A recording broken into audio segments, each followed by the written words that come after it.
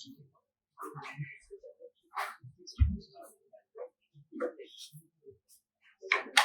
guys, I'm Tiwari. I'm third year undergraduate, GDSC from Chennai, and today we'll be doing string hashing. And before that, we'll be doing modular arithmetic because we'll require it a lot for string hashing. And apart from string hashing, to hash any other thing, we require modular arithmetic a lot.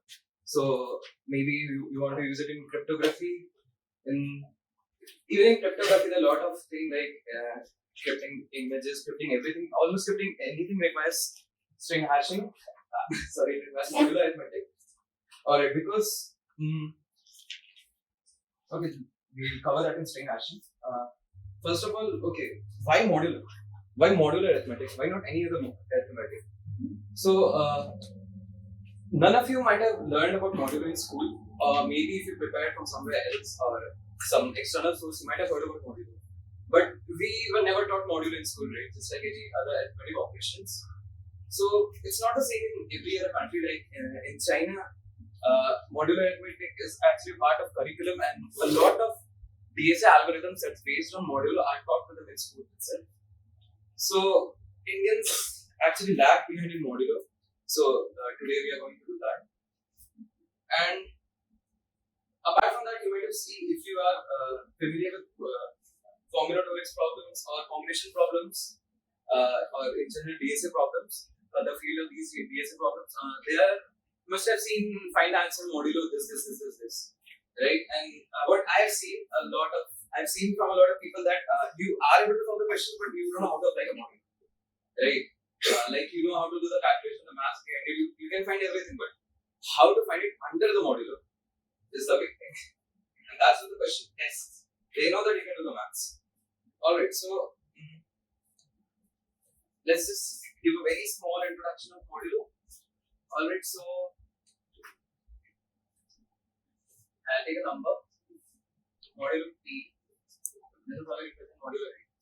So what is this? This is the remainder when you divide A period. So let's write that not with modulo, something like P into A by B floor division, right? And this A minus. Can you interpret this? See if it's 5 and 5 modulo 2, giving something like 5 minus 2 into 5 by 2. Remember this is floor division. Right. I'm just giving a general introduction. It's very straightforward. 5 into 2 into 2. I need to straight out. Right. So this is modulo under the hood. So this is basically division. Okay, moving on. If anybody cannot understand anything, they can just point it out. If you want to discuss anything, if you find something is wrong, you can point it out. Okay, apart from this, we have some basic modulo of formulae, such as, say you want to do A into B and you want to find the modulo of the whole thing. So you don't write it like this, or maybe if there are a lot of numbers to multiply, say A into B into C into something, then Z modulo F. So do you realize that you cannot do this, right? Because maybe in theory you can do this, right? In theory it will be fine because there is no capacity to, how do I say it? Like in theory you don't have storage or something, right? You can just keep on writing numbers. But computers cannot store such large values.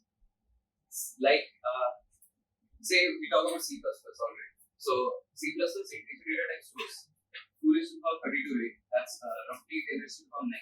So what if I am doing something like 10 raised to the power 9, 10 raised to the power 9 into 10 raised to the power 9, and then taking modulo outside. Modulo say 29. Alright, now you need to understand that this will overflow, or when the computer tries to calculate this, it won't accurately store the value, right? So there are questions like let's take a question like say you have to calculate how many combinations are possible for something. So say you got some equation like, and like combinations combined, if I may say, are very big. So it might be close to something. Say if I take something like 10 raised to the power 5 combines 10 raised to the power 4, right? It will be very big. And if I keep multiplying it with similar range of values, who have the same order, then you can realize that computer won't be able to store this. Alright, at one point of time it will just overflow all 32 bits. Integer is a 32-bit data type. Alright. The data type might differ from language to language.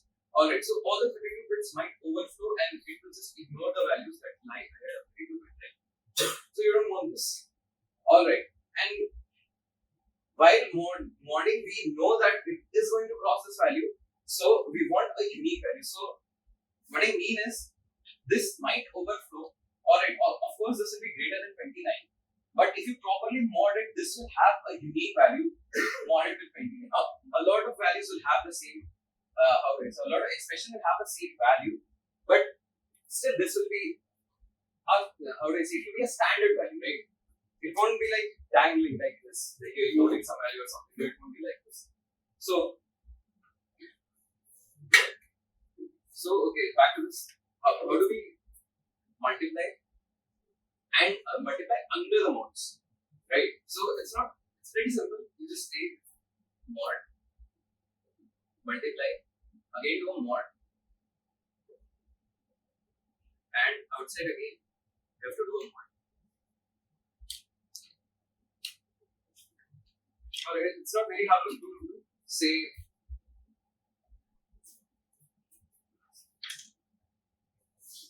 let's take two numbers, 10 into 9 modded by 7, right? So 90 modded 7, 10 modded 5,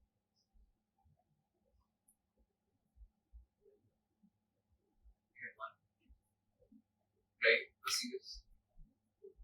10 mod 7 multiplied by 5 mod 7. Everything under the mods. What do you get? 5 modded 7. That's 14 mod.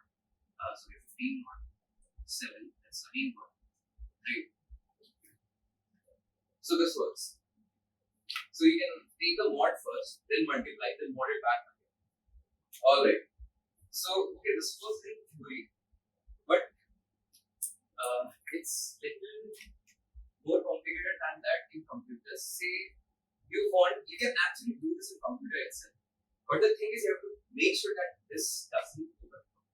Okay, so say A is of range 10 raised to the power 9, B is of range 10 raised to the power 9, and the mod is also of range 10 raised to the power 9. Alright.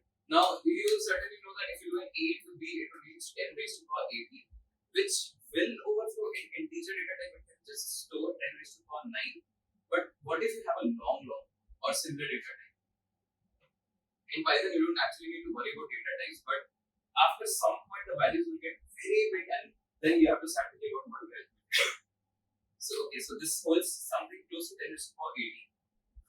Alright, so you know that, okay, if you use a long, this won't overflow. So you can just directly write A into B, mod n. You don't actually have to mod them first, just like we did here.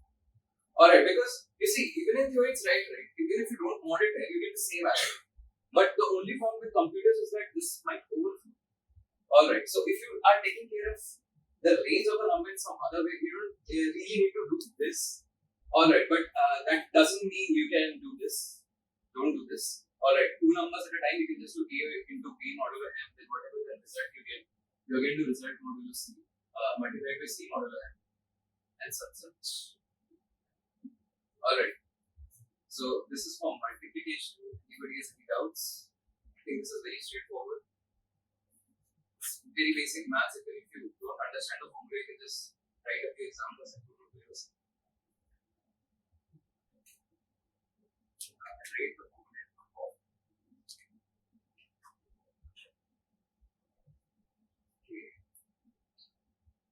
Now addition is again very straightforward. It's just a plus b modulo n. Alright, but again, you need to make sure this doesn't work. So,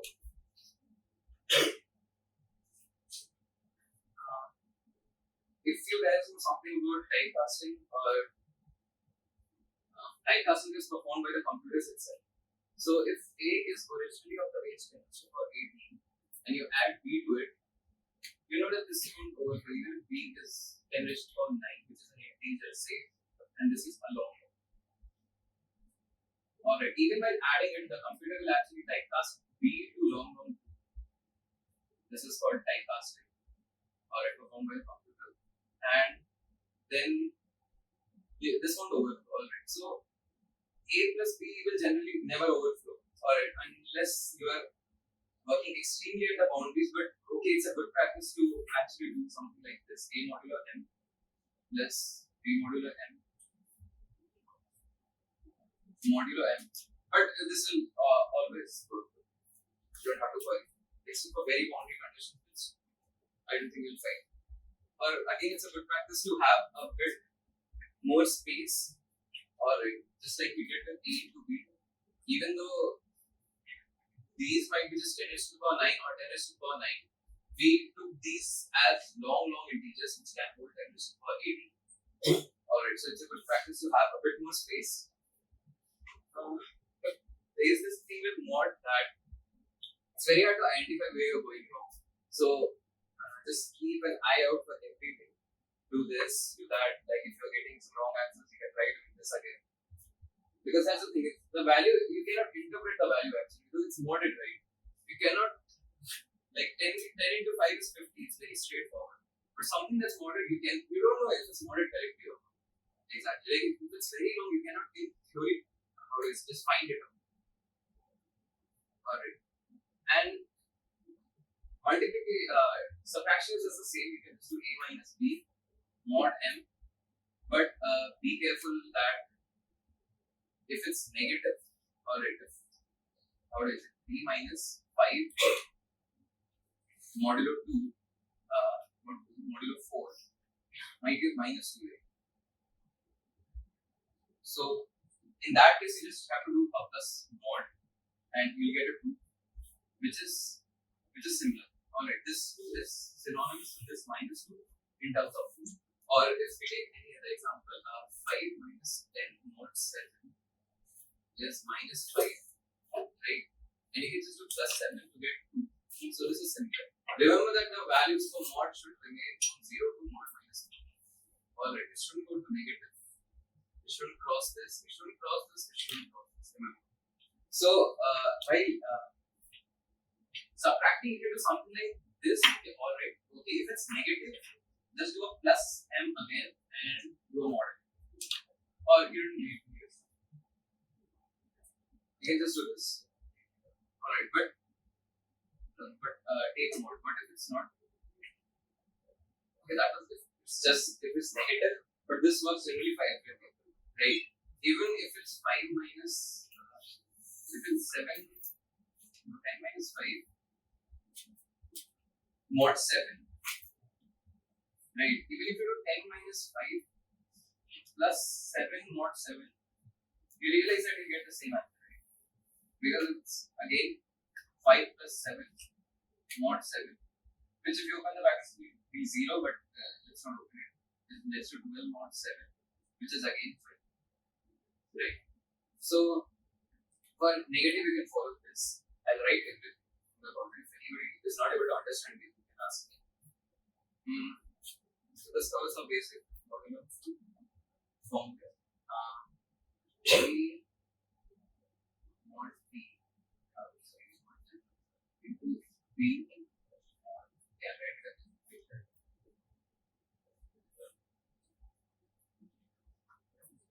A mod m into B mod m. Everything else.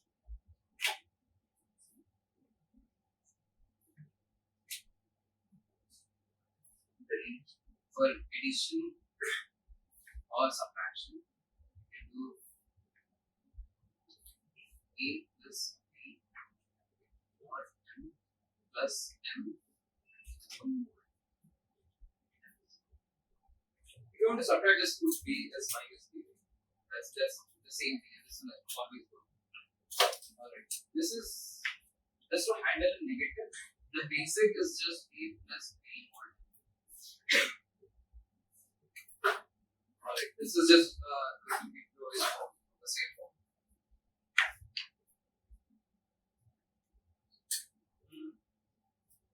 That those basics.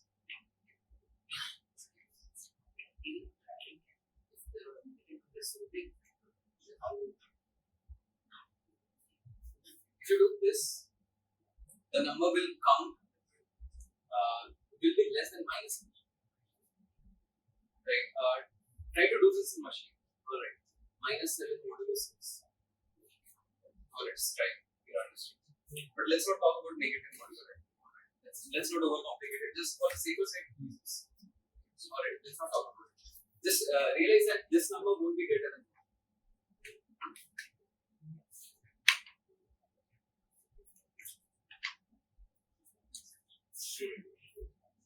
All these you can just prove by even if you can take some few examples, just write it down, you just prove it to yourself.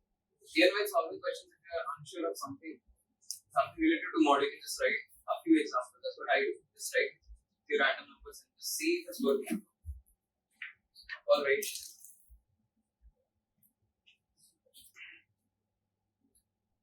Okay. Did you realize that I didn't talk about division?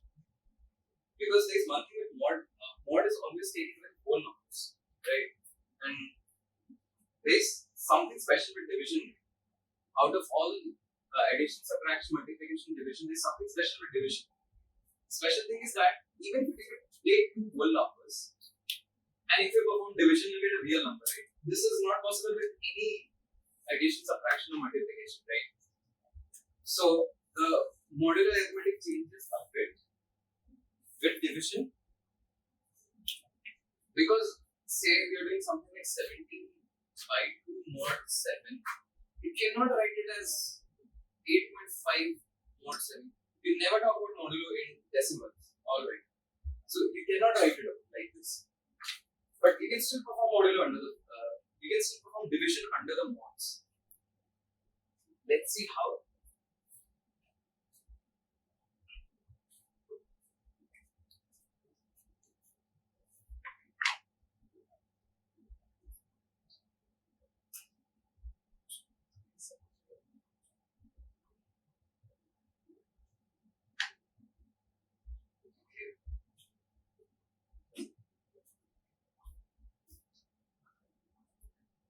Just one more thing.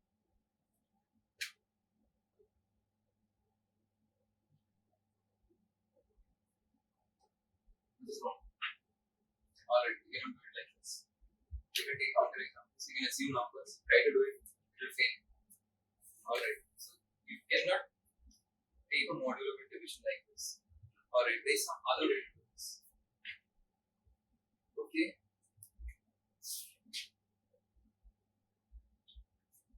Okay, see this. I want to find the mod of 1 by 2 modded by 7. Alright, I want to find this and say this is x. Alright, I'll just do a mod 7 again because it doesn't matter, right? Because this will anyway be less than 7. So, but if I multiply 2 on both sides, 1 modulo 7 is 2 times x modulo 7. Right? Now do you realize something? Just see this here. You can use this to find what we call is that as inverse mod. So, okay, we have to find x, right? Don't forget. To find is x. Alright, don't get confused on it. Now see, if you can see this, you can see that okay, x is some number which when multiplied by 2 leaves 1 as the remainder when modded with 7, right? So x is some number such that 2x modulo, or remember we are trying to find the inverse mod of 2. So this is say 8. Alright, so for 2x modulo 7 should be 1. Are you satisfied with this equation? Can you see that x is the answer? And if you find the number x, it is the inverse modulo of 2. How? Like this. I'll write the complete thing. Then, alright, now, okay, let's try to find a number that when twice, when doubled, and taken modulo with 7 gives 1. Alright. What can be the number? 4. Okay. So 2 into 4 modulo 7 is 8 modulo 7 is 1. Right. So x is 4. So the whole thing out of this is inverse modulo of 7 is 4.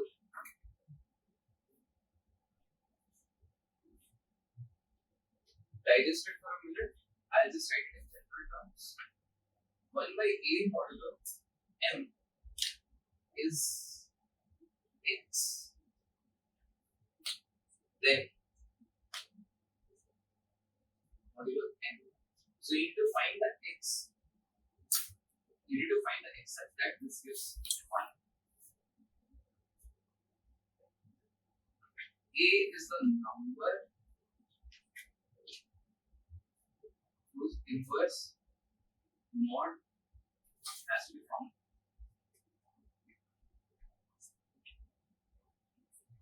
And x is the inverse mod of a.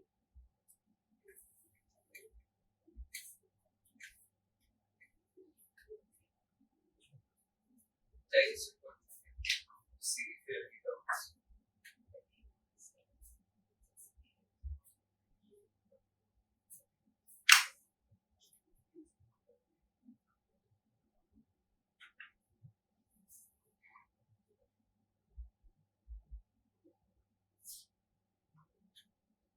Everybody understood how this works? Okay, so let's try to do this. Let's take a as 2. Let's take mod as 4. Okay, now what do you have to find? You find 2 as mod. 4 is 1. This is possible. What is 2x? 2x is a even number, right? And this is also even number. Any even number when modded with an even number can never give 1.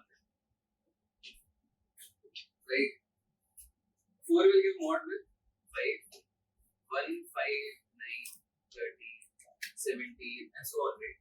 None of these are even, right? So this doesn't exist, right? So this one condition for inverse mod to exist is that a and mod should be open. Alright, just open, not prime. For now, for inverse mod to exist, a and mod should be, the GCD should be 1, right? This means that it's open.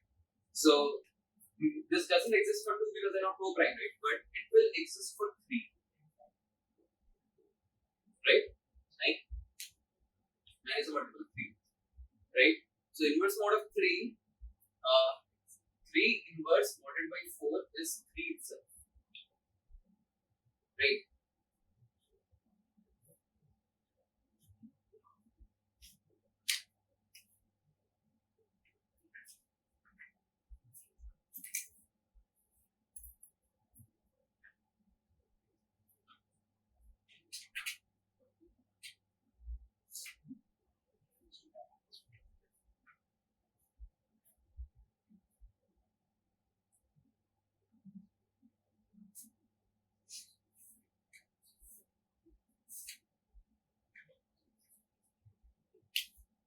Anybody has any doubts? I might be rushing a bit. Okay.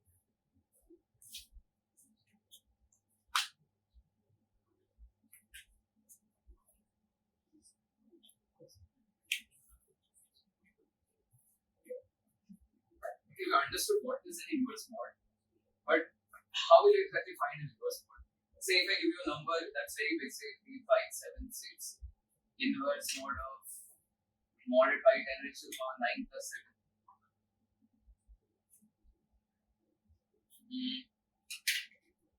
10 raised to the power 9 plus 7.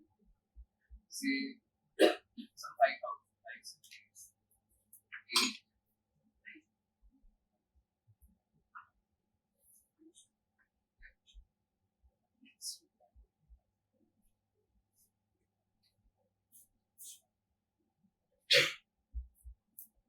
But I think you can understand that inverse mod will always be less than this, right? It will lie between 0 to 578, right?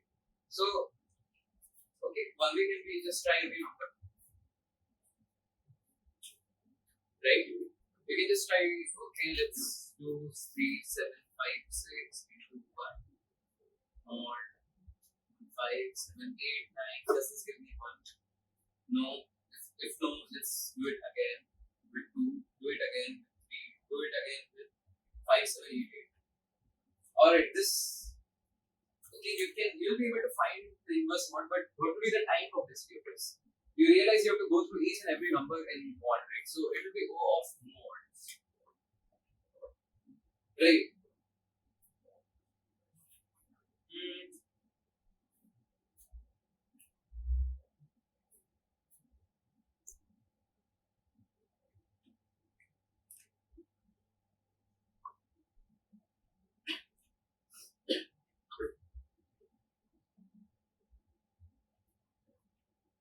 Okay, so this won't exactly be possible when the mod is 10 to the power 9%, because of course it will be possible to take a lot of time, right? Because 1 second is almost equivalent to doing 10 raised to the power 7 iterations.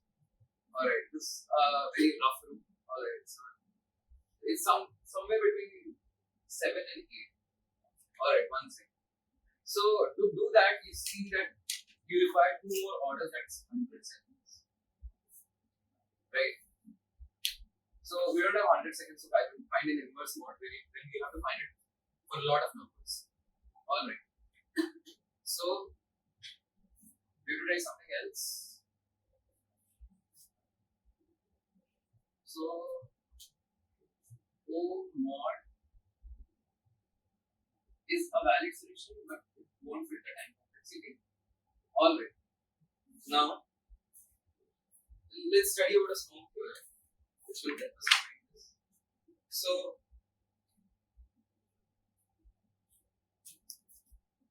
I'll write something down. A is to the power T, modulo T is T. Okay. This is called formats into theorem.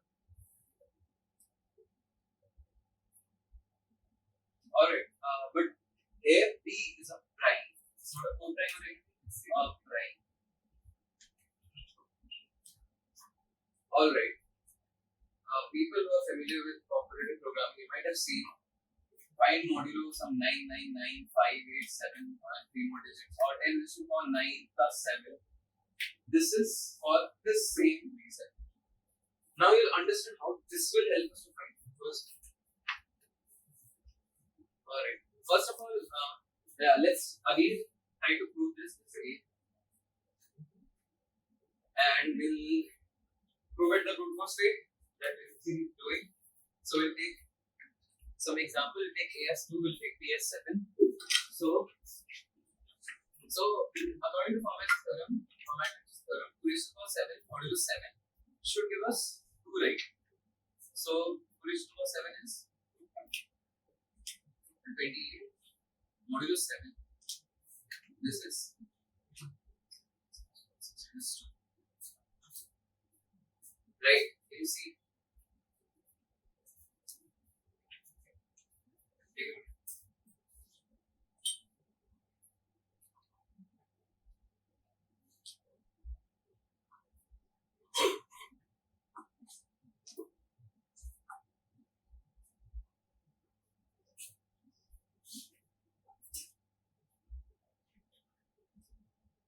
the original statement format was a raised to the power p modulo p.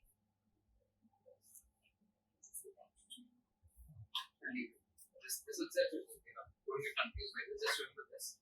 A raised to the power p modulo p is a. Okay, this then we proved it. Then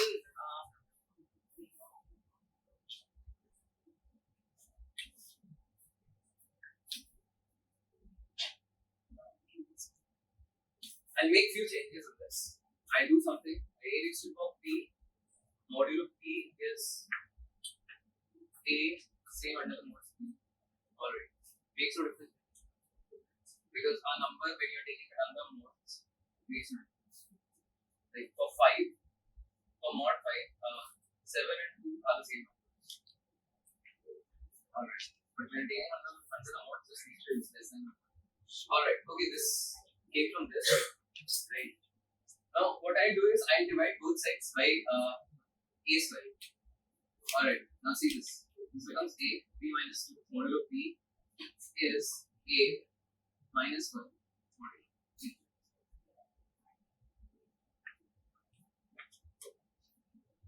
Alright, so found another way to calculate mod inverse, that is a raised to the power p minus 1. Right, the p is a prime. Remember, it's not 2 prime, it's prime. Alright, but does this solve our problem? We have to find the power p minus 2 of a, which I take again by a naive approach will take mod of mod 10, right? This is mod, p is a mod, yes, and this is minus 2, right? Take not a constant. Again, take the same thing, right? So again, the mod is this big. It's only possible to calculate the power, right? You have to do a into a into a. And don't forget, hereafter, whenever I'm multiplying, adding, subtracting, you have to take it under the mods. So a into a into a, that will be a into a, you take it under the mod. Then whatever the result you get, you again take it under the mods. And you keep on doing it. Alright, and remember you have to take two numbers at a time. Okay, don't multiply with and take one numbers. We already discussed about that. Alright, so you cannot do a into a b times right. Again, it will take O of mod, which is fb. So and right mod. Okay, so this again takes O of mod time. Right. Now, again, this is not feasible. This didn't help us anything. But we somehow converted it to an exponent, right? Instead of multiplication. So technically, if we can reduce a of b time, or let's take b as b minus 2, somehow we can compute this faster. Maybe we can decrease this too, right? Right. If you are able to somehow compute a raised to the power b very quickly, we can find the power very quickly. We can find the modulo inverse very quickly, right? So this is the whole aim of this. So for this, we'll use a technique called binary exponentiation. Alright. You might see binary a lot of places, right? Binary exponentiation might be the first that I see right now. Like using binary, there's something called binary lifting. Then, like there are a lot of algorithms that are based on binary. So why is it called a binary? Let's take an example. Alright, let's say I want to find 3 raised to the power 15. Alright. Okay, the 9 ways 15 times 2, 3 to 3 to 3 to 3, right? Or 15. Right? Or technically of b. But what is a binary of 15? I guess it's 1, 1, 1, 1. Right? So if I write it as binary, it's 3 raised to the power 1, 1, 1, 1. This is raised to 10. Alright. Can you get some intuition from binary? What is what is something special about binary?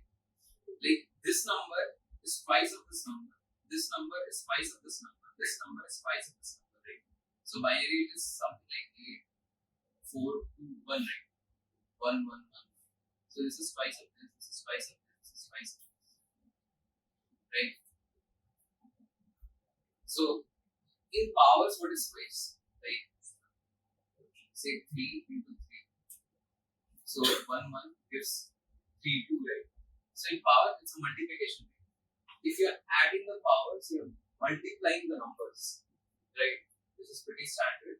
So what if I say, if I can find 3 raised to the power 1, I can quickly find 3 raised to the power 2. Yes, of course, right? It's very normal. But again, if I can find this, I can quickly find 3 raised to the power 4. How? What if I just multiply this twice? Right? 3 raised to the power 2 into 3 raised to the power. You get this? Now again, if I can find this, I can again find 3 raised to the power 8 quickly by again multiplying 3 raised to the power 4 into 3 raised to the power 4. Right? So, how many operations do we do? We did 1, 2, 3, 4. Right? And whatever answer we get everywhere, we can just add it up again.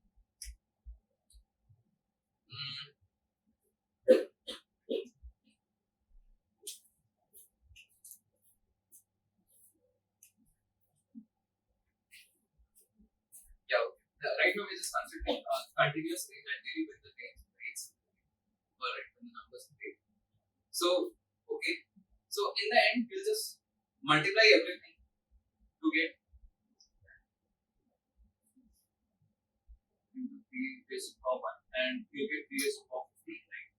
And do you realize that you have this 3 raised to the power 1 is 3 itself. And using this, you can get this immediately. Using this, you can get this immediately. Using this, you can get this immediately. Right. So now we just used 4 operations. Instead of O15, we did O4. Right. So where does this 4 come from? This 4 is actually log of the power. Right. How? Wait, you'll understand when I like it different. Let's just keep it.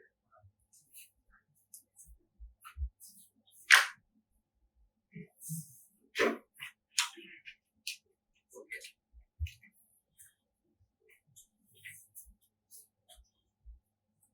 We'll do the same thing, but now we'll start with the power. Let's see how computer does it. This isn't theory. This is theory.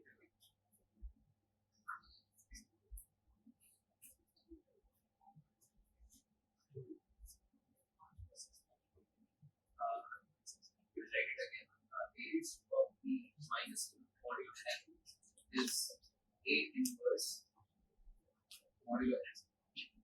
This is formats.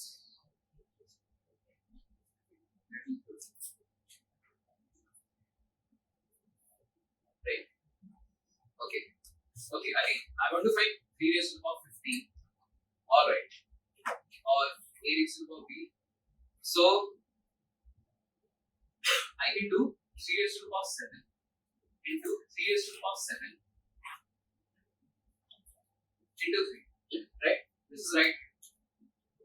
Now I'm just telling you how will you think about it in program. Right? I'm just trying to use recursion. Alright. So I wrote it like this. Now to calculate 3 raised to the power 7, I'll do 3 raised to the power 3 into 3 raised to the power 3 into 3. Now to calculate 3 raised to the power 3, I'll do 3 into 3. Right? This will give me the answer. This will do this. This will return it here. Now this will use the same result and multiply itself with it to get this. Multiply 3 again. Return the whole thing to this. It will multiply itself to get this. Then multiply 3 again to get this. Alright. And as you can see, it's a lot faster. It's a lot faster for very big numbers. Here is this 15, so you can see say something like 3 raised to the power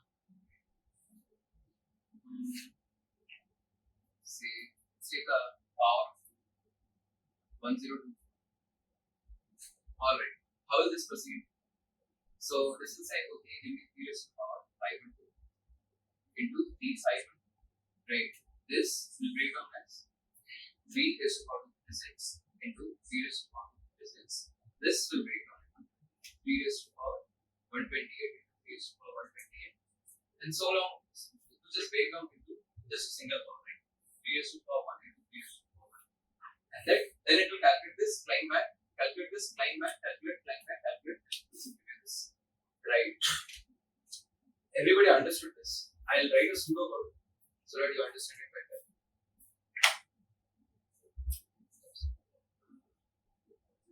I just this for you. Then I write this.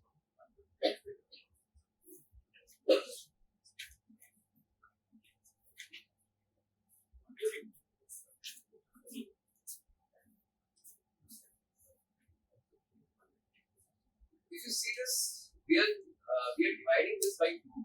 Alright, floor division. 15 by 2 gives 7. And if this is odd, we are just multiplying 3 once.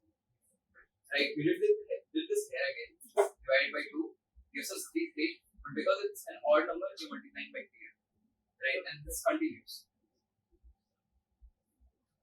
So,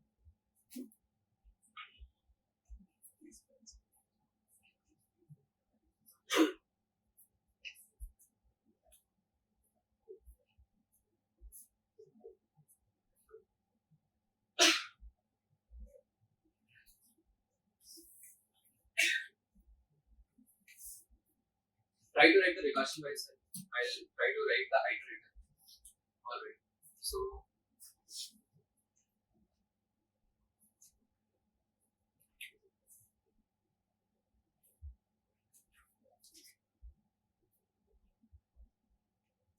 okay. By the power of is so result is 1 and while the power is not 0, when the power is not 0, the result is positive.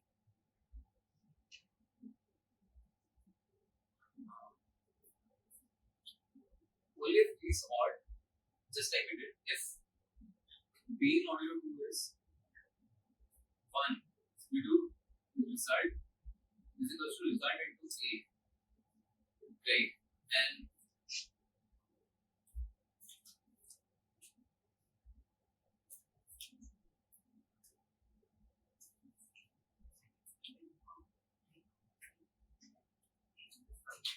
this is when it's odd. When it's not, you just keep on squaring them. Right? And you keep on dividing them. Then you have to return the sorry. Let's just break it back. Just look at the board.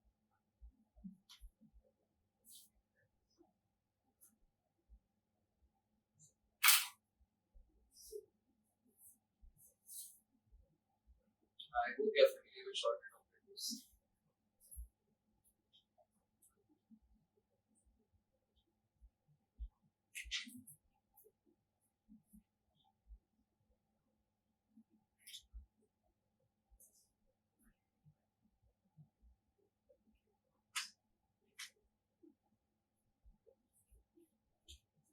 It's fine to understand because the power is going other way around and the answer is being calculated other way around. So for 3, 3, we are taking result as 1. Right? 15 is not equal to 0. So, but 15 is odd. So result is equal to result into A. So result becomes 3. Right? And A becomes the square of itself. So A becomes 9. And B now becomes 15 by 2. That is 7. Now because 7 is not equal to 0. And 7 is an odd number. We are doing result is equal to result into A, that's 9. And we are squaring A again, that's 81. Now B becomes 3. Similarly, 3 is not equal to 0. Result, but it's odd, so result is multiplied by A squared. And B becomes 1. Now 1 is not equal to 0, but it is odd, so result becomes 3 raised to the power 4. A becomes 81 raised to the power 4. B becomes 0.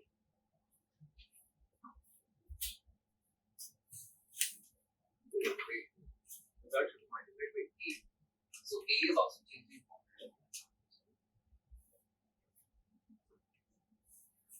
Remember here it was multiplied by 3, right? But A changes. Now, instead of it being multiplied by 3, it's multiplied by 3. It's 3 into 9. Right, next will be 3 into 9 81 for 3. Then for 1 it will be 81 square. So this gives us 3 into 3 square into 3, 4 into 3, 8. That makes 3 is 4.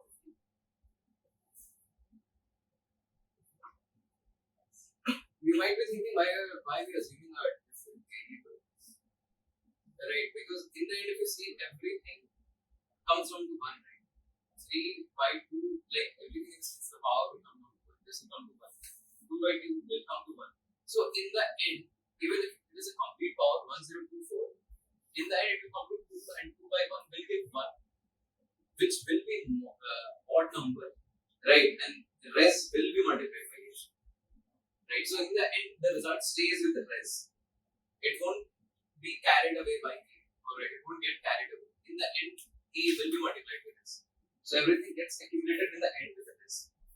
Alright. If you have a pseudo code, I'll send it to you. Sorry, I have to rush a bit. I'll give you a minute to digest this. If you have any doubts.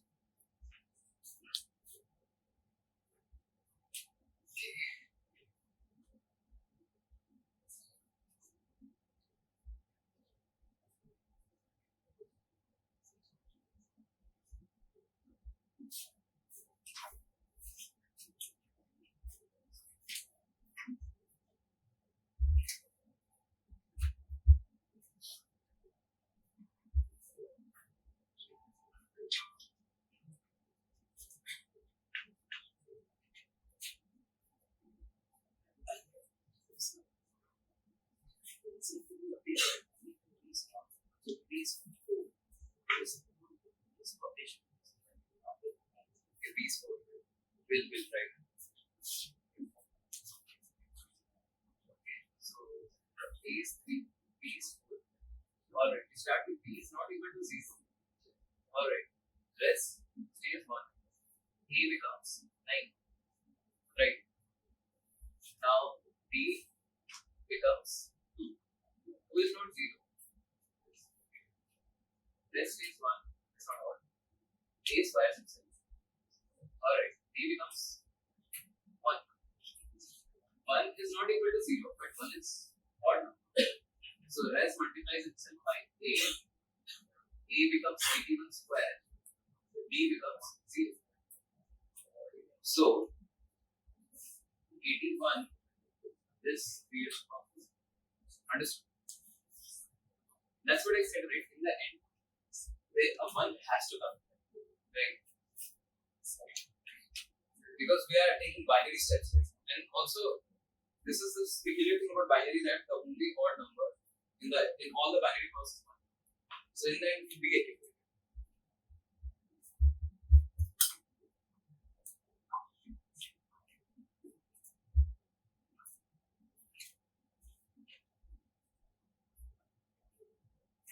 As I said, every time I am multiplying,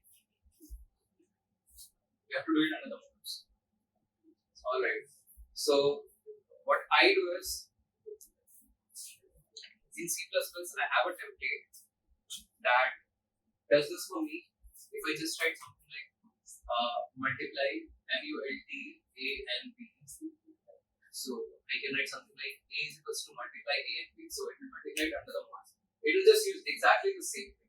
Alright, I just wrote it in form of a function, and it will return the remainder. Alright, and this is a good practice actually, because during contests or during online assessment, we might run into some more problem and it's very hard to deal with. Yeah. So it's very good if you have a template that is tried and tested and that's right and you have used it at a lot of places and it saves you or give you a wrong answer.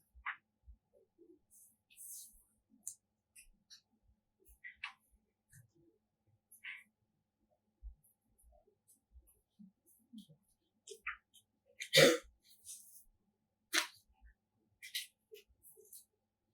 feel the recursion is a lot easier to just I'll just write it up. So power AB is return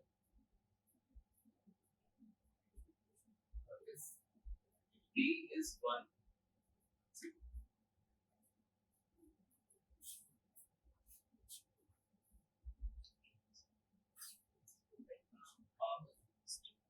EB is D is 1.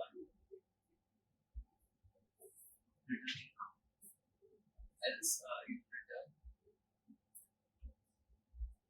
power A comma B by 2 into power A comma B by 2 again multiplied by this will be multiplied by A actually you can store it something like that. The result is equal to power this by 2. Now you need to return or let's take it here. If B is an odd number, this is a direct check. This is a bitwise check odd number. Let's try this is a bitwise add. You can do this multiplied by A. Then you can return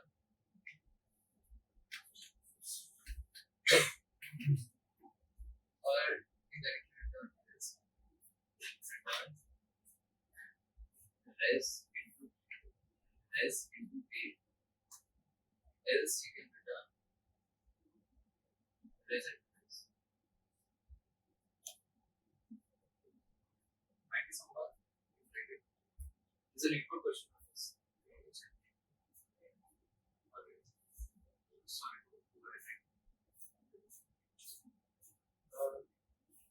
Okay, just move. What? Because what is that? Oh, what is that? Just like I said, the only odd number in powers of 2 is 1, right? So every number is composed of powers of 2, right? You can write every number in powers of 2. The only number that will make it odd is the 0th power, right? 2 raised to the power 0. So what if you can just check if that bit is on or not, right? So a bitwise AND 1 checks if the last bit is on, because 1, if you write in binary is again 0, 0, 0, 0, how many zeros, then 1, right? It's just this. So say I'm checking 40 and 1. So 40 can be written in powers of 2 as 8 plus 4 plus 2. That is 0, 1, 1, 1. Right? You can see that this doing an AND will give 0 because it's 0, 1, 0, 0, 0, 0, all zeros. So this means it's not an odd number. Right? If it's an odd number, the last bit will be on, we don't care about any other bit. And doing an AND with it will give you 1. So 1 can be interpreted as true depending on your programming language. So this is how it is. Don't worry about that, you can even write modulo 2 is equal to 1. But bitwise operators are not faster. Like if you want to count the number of bits, there are functions in every programming language and it doesn't take like log of a number or 32 bits. It just takes a constant time. It's so fast. Okay, if everybody understood this, quickly do one question. It's not exactly a question. We'll just use everything. Alright. Again, I wrote something here. Now we can find the inverse mod of a number in log base 2 of the mod. Alright, using binary power and Fermat's theorem. Right. This is Fermat's theorem, and to find this you will use binary power, which will give you the whole thing in log base 2 of the power.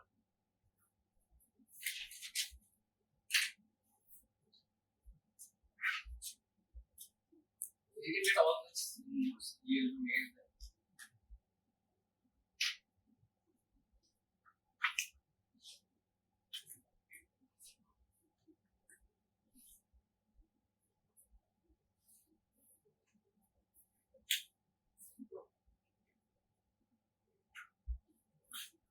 Quickly see this question.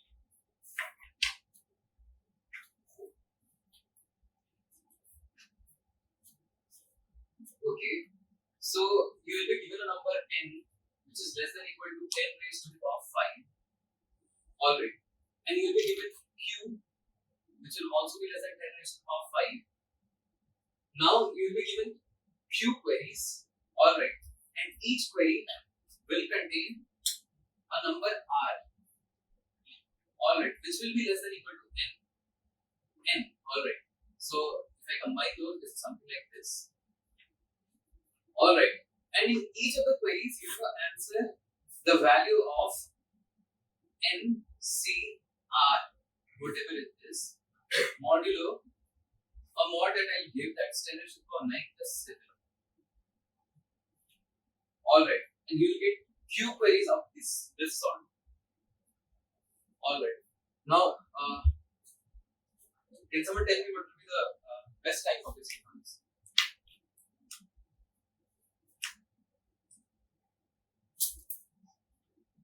So technically you have to calculate this q times 10 raised to the power 5 times the same. This will use each and everything that we learned. Every single thing.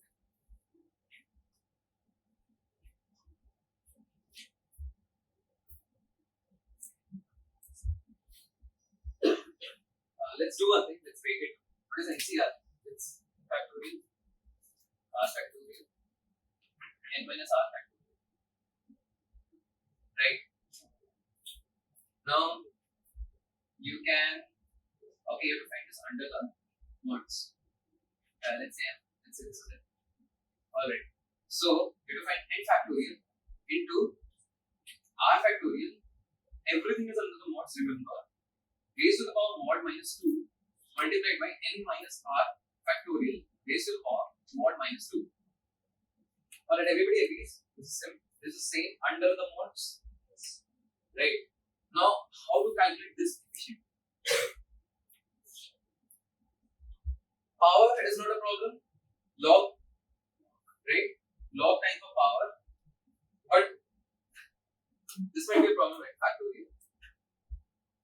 Or will it be not?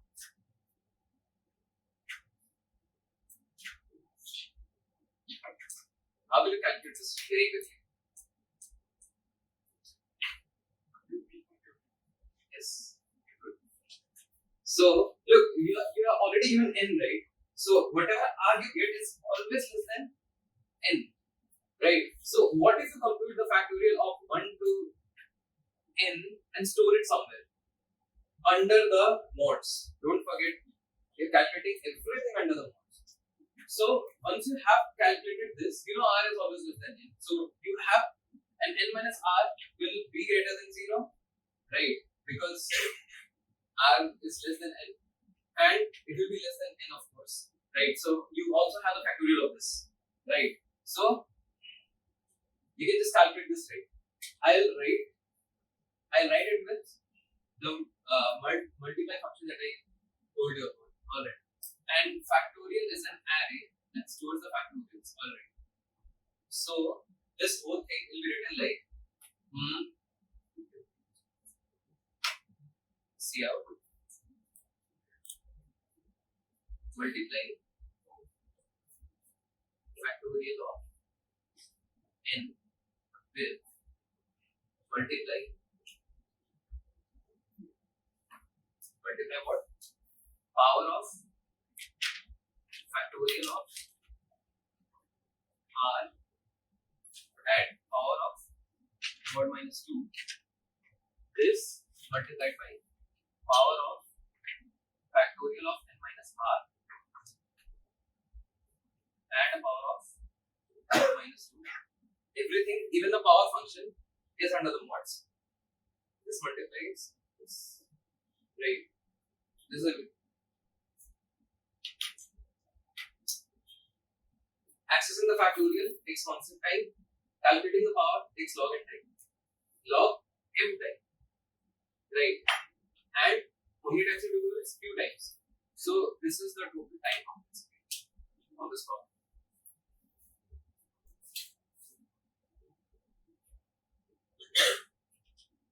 Anybody has any doubts? I just wrote the same thing in C++.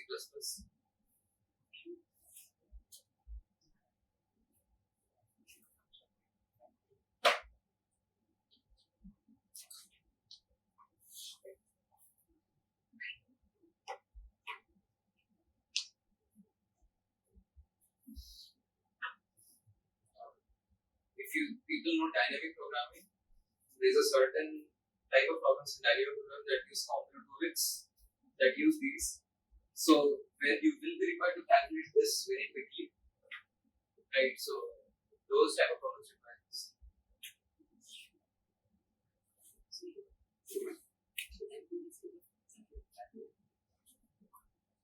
You are calculating pre-computing. So how do you pre-compute? Create a array of size n. Alright, you assign factorial of 0 is 1. Then you run a loop that says factorial of I is factorial of I minus 1 into I. Right? So 5 factorial is 4 factorial into 5. Right? So like this, you will run a loop up to n, where you will calculate n factorial, which is n minus 1 factorial into n. Right? So this loop runs, okay, good. Thanks for taking it out. So this loop runs for O of n. So this is your expected n points.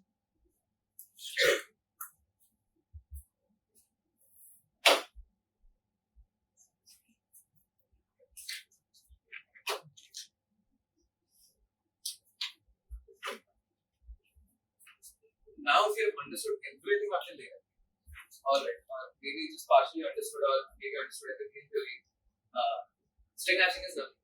String hashing is very basic thing. It's just pure maths. We are just doing it under the mods. Alright, it's very simple. But the only thing is string hashing works with very large powers and very large numbers. So large powers we use binary power. Large numbers we are using modular arithmetic. So we combine both of those and use it in string hashing. I'll leave this for a few minutes to write that down.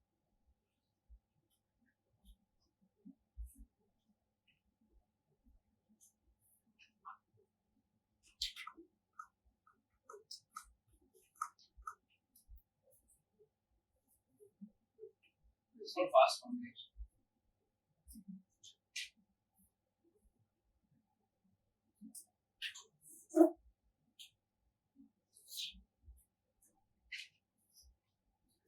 Okay, hashing.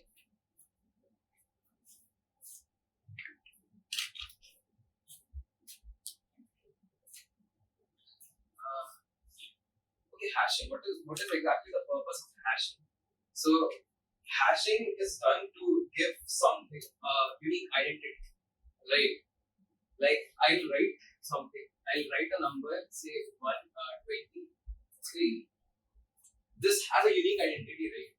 It's different from 231, even though they contain the same digits, right? So how can you say that these are different? Because this is also kind of hash, to be honest. See, 123 is unique, 231 is unique, and the way they are unique is it's this, right?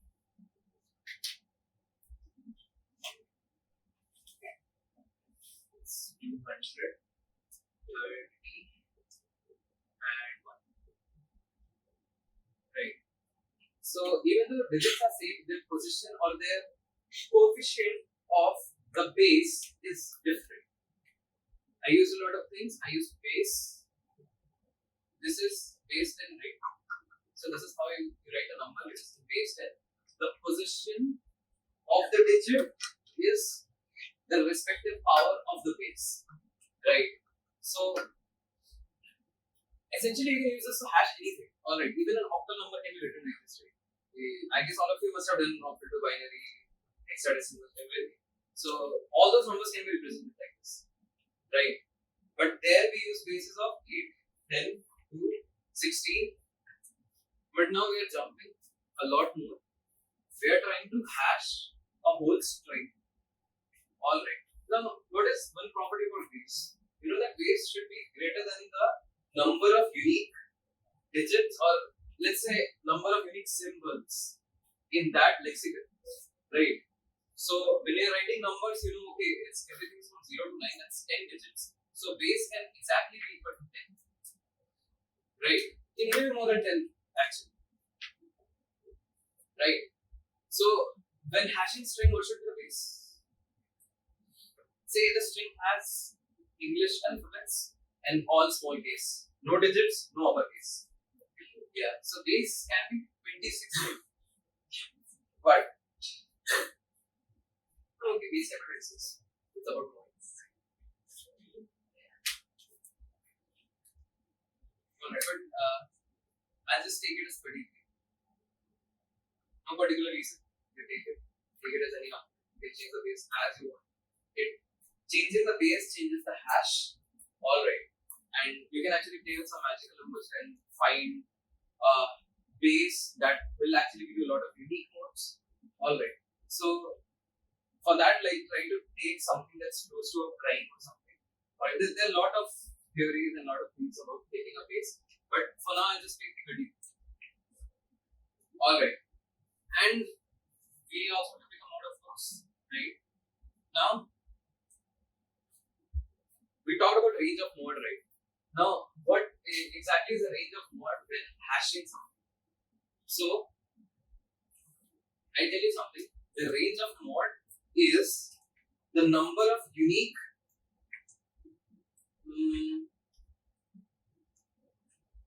let's not just talk about strings. Let's say the number of unique combination of digit symbols that you can represent with that single number. Alright. So, if the mode is 10 raised to the power 9 plus 7, I can say that. Also remember that it is probabilistic. Alright, we'll talk about that later.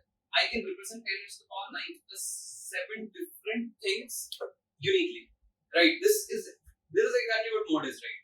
Because we have exactly, if you mod something with this, you get numbers less than this, and those numbers will be unique in itself.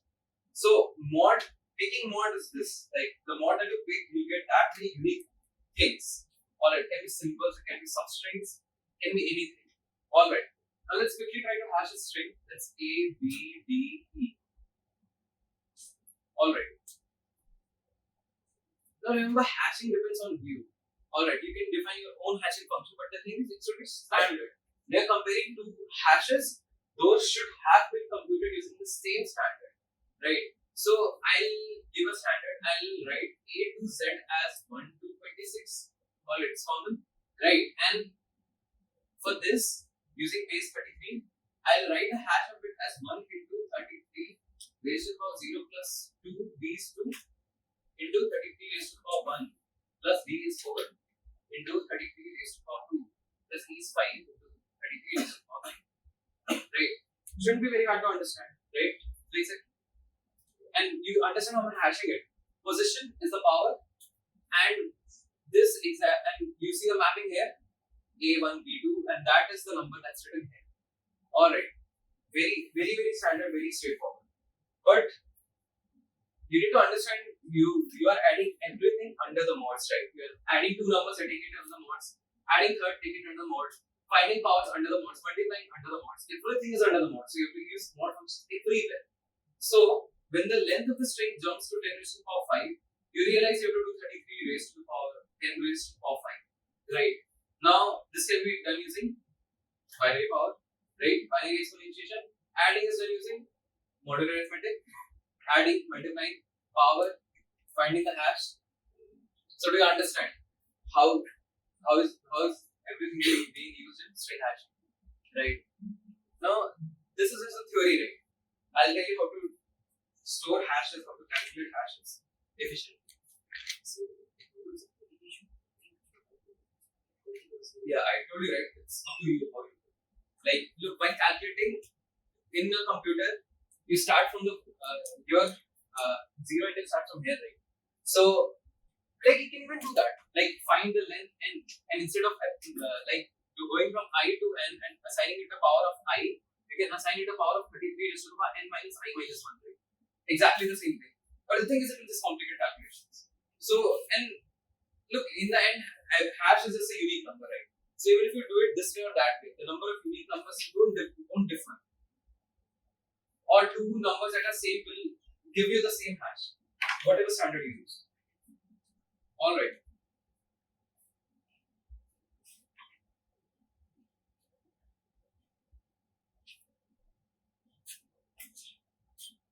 So if you understand this, can you tell me, if I just add another A here, how will the hash change? Plus 1 into 33 raised to the power of position, that's 4. Right? This is this. Okay, adding is fine.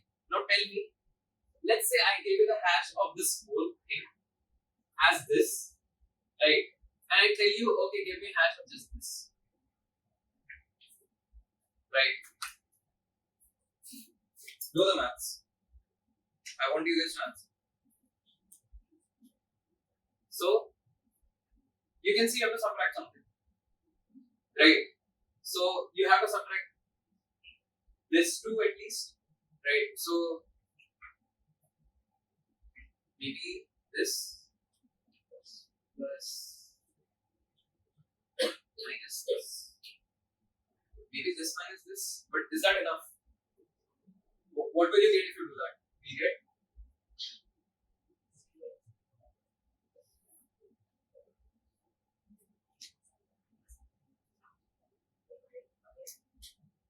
do you think this hash represents this? There's something wrong, right? You have additional powers. Yes, you'll divide it by what power? 33 power 2. Alright. And wait, divide it. Will you divide it? Will you divide it more? No, right? You'll multiply. Yes. So you have to do 1 upon 33 square.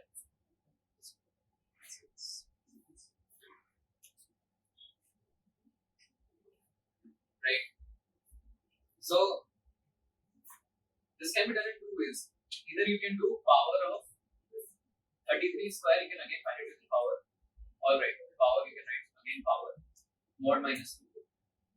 Right? Or you can do power 33 mod minus 2 whole square.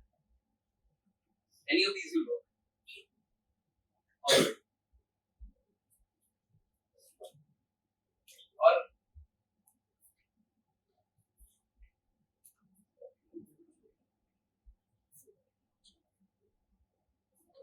but the thing is, you have to do everything under the mods. Again, this should be done under the mods. When you do a square, under the mods. Everything under the mods.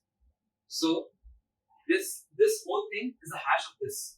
Right? Now if you see, this will give 4 into 33 raised to the power 0 plus 5 into 33 raised to the power 1 plus 1 into 33 raised to the power 2. Right?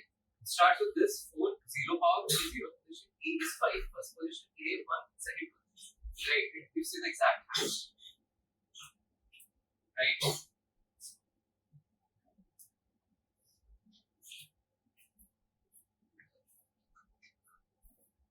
I'll give you the code for all this. Alright, but coding is actually not that hard because it's this multiplication, division, modulo, right? Modulo functions.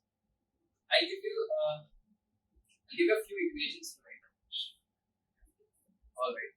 So first equation says hash of I is hash of I minus 1 plus the number corresponding to that. Say the number is a. Alright, like a is one. A here is a variable, or maybe I'll write x so that you don't confuse. X into power of base I. Do you understand this? Hash of I is hash of I minus 1 plus the number corresponding to this raised to the power of base, and at that hash of I here, I refers to the position itself. Alright. So this is one equation.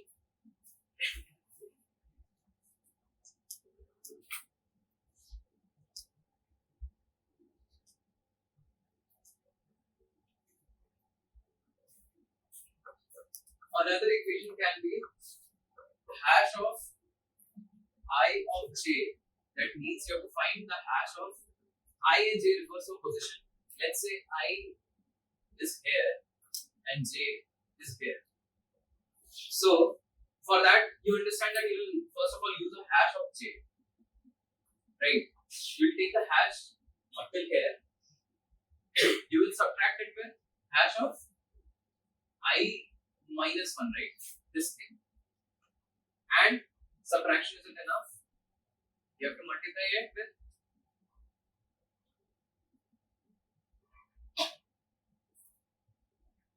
inverse power of base, comma,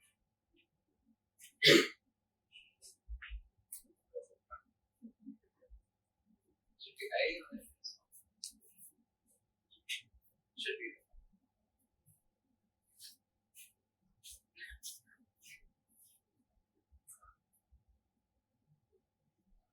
See if you can understand these. If you can understand this, there's nothing to strict action.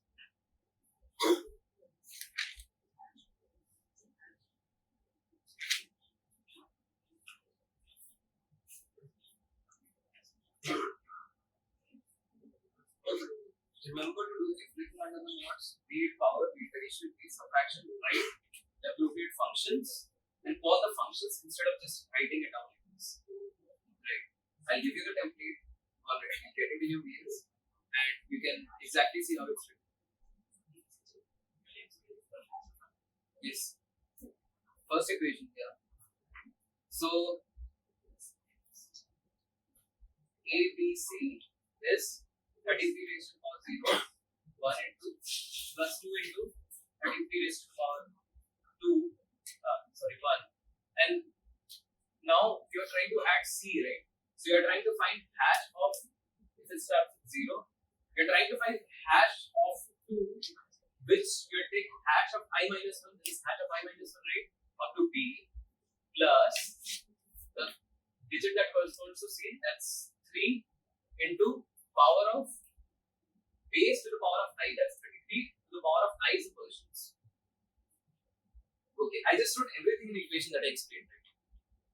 Right? Even this, you saw I just subtracted two things and multiplied by inverse power. It's exactly the same that I wrote here. In theory, I just wrote it in equation. You can directly write it in your programming language of your choice. So, two things. First of all, this will be a function, right? This will be a function, and this you have to pre-count. Alright. So you have to call something that called a function, say build, and you pass a string, right? String s, and it will build the hash up to every index on that string, right? Where you know what is your base, where you know what is the mode.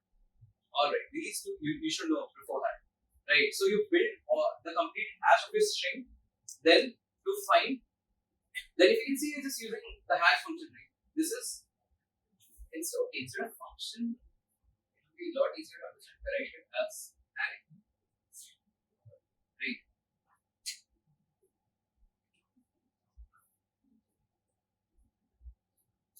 Right now, I think it's more clear. One more thing, you can even pre-compute these, right? I feel you don't have to compute them each and every time. I feel power of I, you can just write power of I minus 1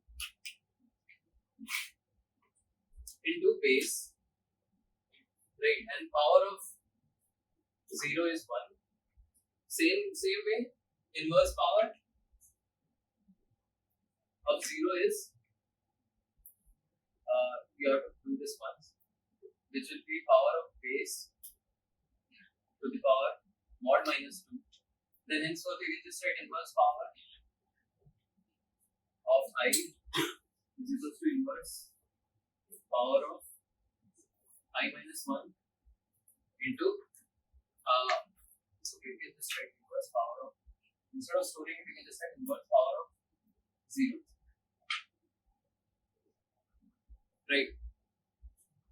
So in that sense, even you can remove this, write inverse power of I, and remove this and write power of, right. So technically you have pre-computed everything here. Each and everything is pre-computed. You can have the hash of any substring in the string in constant time, right.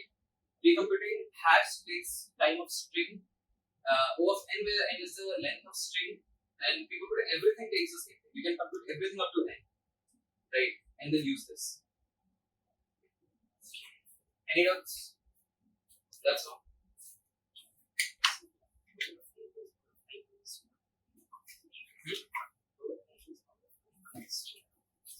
Oh, I'm sorry. Sorry.